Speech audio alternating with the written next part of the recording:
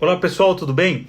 Nós encerramos o capítulo 4 de Lucas na semana passada com a seguinte informação, que Jesus pregava nas sinagogas da Judéia. E começamos o capítulo 5 com Lucas nos dizendo que o nosso Senhor agora está à margem do mar da Galileia, cercado pela multidão e pregando em cima de um barco. Jesus faz do mundo, da criação terrestre, a sua sinagoga. Ele é um homem religioso, um judeu, que cumpre as orientações da sua fé, mas que sabe da sua missão e que a sua religião, que é fazer a vontade do Pai, não é limitada a um prédio ou uma estrutura qualquer. Haverá sempre este conflito entre o que é a religião praticada pelos homens e a religião saudável que Deus quer. Daqui em diante, Jesus passa a ser como um carro sem freio. Não há lugar que não seja lugar para pregar. Não há lugar que não seja lugar para anunciar a salvação e fazer discípulos. E partindo deste princípio, não é incomum que é de cima de um barco que Jesus convoca os seus primeiros discípulos. Era comum que o filho seguisse a profissão do pai naquele tempo. Jesus era carpinteiro porque aprendera a profissão com seu pai José. Como um homem religioso, como um mestre que está se tornando, não é diferente de todos os outros mestres ou rabinos. Jesus precisava de discípulos. E assim, como ele não era nenhum mestre formado em nenhuma escola de rabinos, ele também decidiu por não começar sua escolha em nenhuma escola de rabinos. Ele começou no mar da Galileia. É muito emocionante como Jesus age, como Deus trabalha. Assim como o Senhor foi lá no campo buscar o mais jovem dos filhos de Jessé para ser rei de Israel, o mais improvável de todos, aquele que estava ocupado com os afazeres do dia, que é Davi, Jesus vai até o mar da Galileia escolher os seus primeiros discípulos. Os pescadores não eram uma classe desprezível ou algo do tipo, pelo contrário, era uma classe organizada. Tinham respeito na sociedade, pois eram responsáveis por prover um dos alimentos mais importantes na dieta judaica, que é o peixe. Homens que tinham como responsabilidade social alimentar o povo. E quando Jesus encontra esses homens, eles estão lavando suas redes, pois haviam trabalhado a noite toda e ainda estavam trabalhando, agora lavando as redes por conta de uma noite de fracasso. Aquela não havia sido uma noite fácil. Nenhuma família seria alimentada pelo esforço deles. Naquele dia, eles não iriam cumprir a sua missão social de saciar a fome de ninguém. Os barcos já estavam atracados e as redes sendo limpas quando Jesus chega. Não era um dia bom para receber um pregador, porque não há inimigo maior da fé do que o mundo real, do que um dia ruim no mundo de verdade. Mas veja que curioso, como Jesus é incrível. A sua mensagem começa quando os homens estão lavando as redes e pelo jeito ela termina quando eles terminam de lavar. De certa forma, eles ficaram ali meio que obrigados a ouvir aquela mensagem. É quando a gente menos espera ouvir que Jesus fala ao nosso coração. Logo após pregar a multidão, Jesus pede que Pedro se afaste o barco um pouco mais. Ele tem algo em mente, algo que nem Pedro ou qualquer outro pescador profissional pudesse aconselhar, que era pescar. Pedro diz a Jesus que eles já haviam pescado a noite toda, pois esse era o melhor horário, o melhor momento para se pescar. Nós somos profissionais de argumentação, herdamos isso do nosso pai Adão.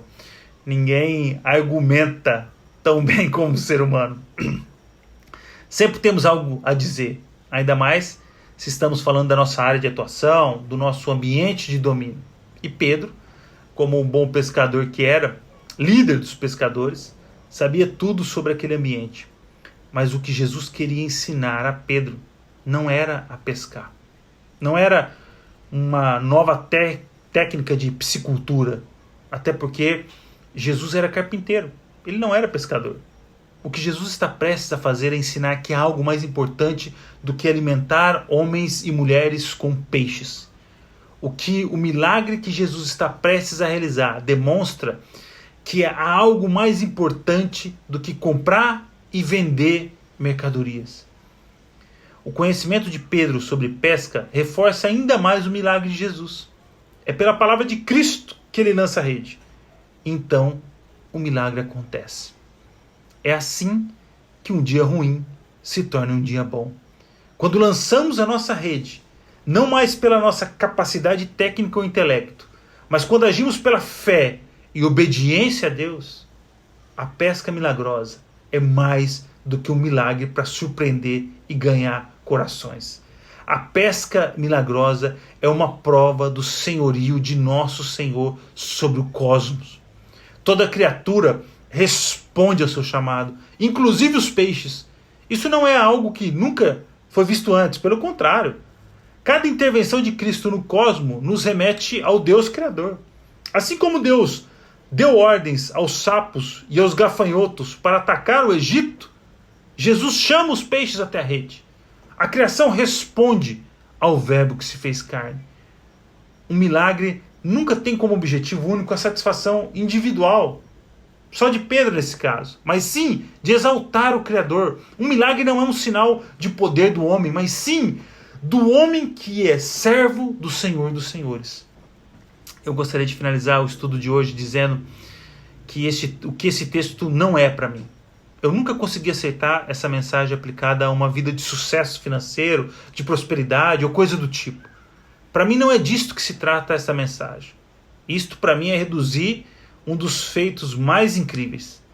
O último versículo dessa história diz: deixando tudo, o seguiram. De um dia ruim, estes homens se veem agora com os barcos cheios. Muito dinheiro seria feito ali. Mas diante do que eles presenciaram e diante do chamado de Cristo, eles deixam tudo. Mesmo os sócios que poderiam ter dito melhor agora que Pedro foi, pois não vamos precisar dividir. Não, eles também foram com Cristo. A mensagem do Evangelho dá um novo sentido à vida do homem. Dá um novo rumo, uma nova missão de mundo. Uma nova visão. Em que parte do Evangelho nós vemos Pedro, Tiago ou João vivendo o melhor dessa terra devido à grande abundância de peixes que Jesus providenciou ao negócio deles. Como é que você pode então, ou nós podemos, aplicar isto a uma vitória financeira? Pedro, Tiago e João deixaram tudo porque foram convocados para algo mais relevante. Existirão homens e mulheres que serão chamados por Deus para os negócios, que serão chamados para a prosperidade, para a riqueza. Mas o dia que eles acreditarem que a prova de que Deus está com eles é por conta do status social que alcançaram, eles deixaram de ser homens e mulheres de Deus e se tornaram homens e mulheres de Mamon.